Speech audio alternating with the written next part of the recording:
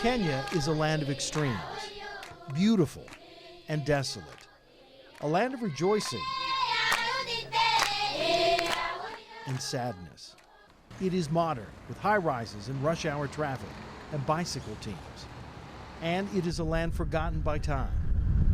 For many Kenyans, especially in the northern desert communities, it's a daily struggle to live. More than 7 million people, many women and children, live in extreme poverty. How far have they come? 50 kilometers from this source of water.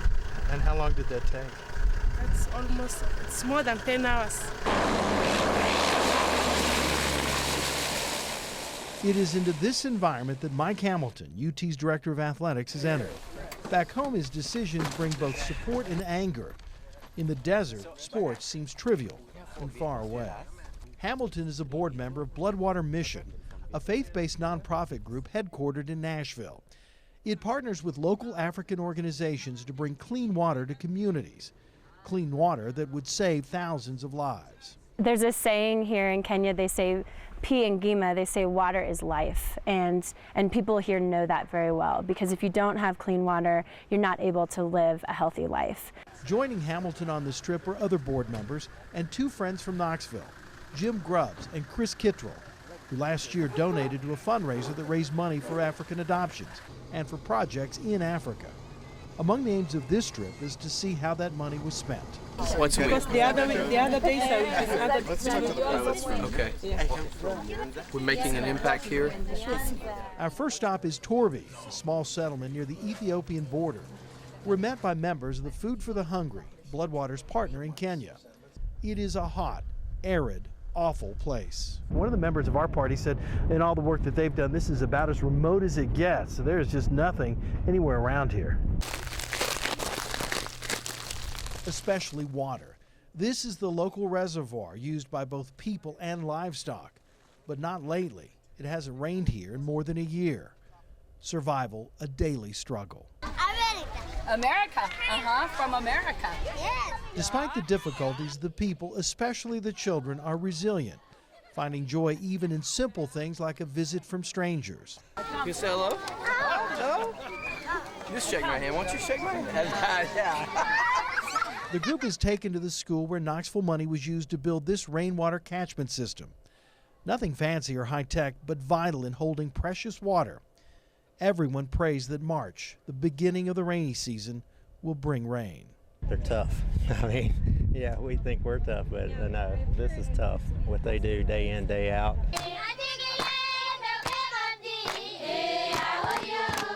The group is entertained by the children of the school, many of them orphans, victims of the AIDS pandemic.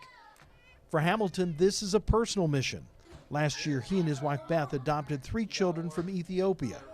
Their youngest, Kalu, is HIV positive. She's healthy thanks to medicines readily available in America. The Hamiltons founded the Kalu Grace Foundation, which helps American families adopt African children.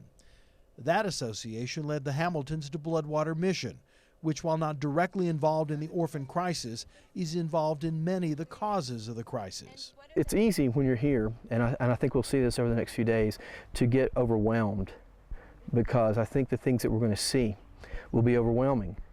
But we can't be focused on the mountain. We have to be focused on the path to climb the mountain and taking one step at a time, and sometimes that means one person at a time. And if I think we'll do that, and we would do it as a society, we'd go a lot longer.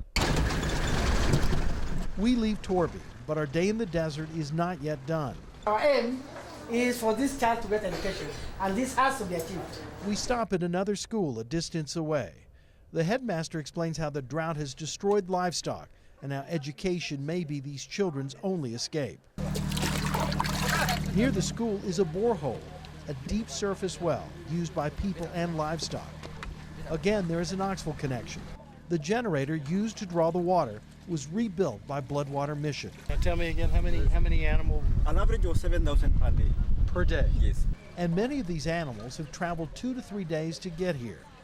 But the Bloodwater team notices a problem. It's a little bit frustrating because you've got, just right over here, you've got clean water coming from a 700-foot deep hole that's pristine and clean, and they've actually have a different area for the animals to drink from, but because of the lack of water right now, they're letting the animals drink as well, and then they're taking their water from the same water that the animals are drinking, which leads to some of the complications we've been talking about, the sickness and illness. While frustrating, it is not unexpected. Patience is a significant virtue. The Bloodwater team knows it will take time to change old habits.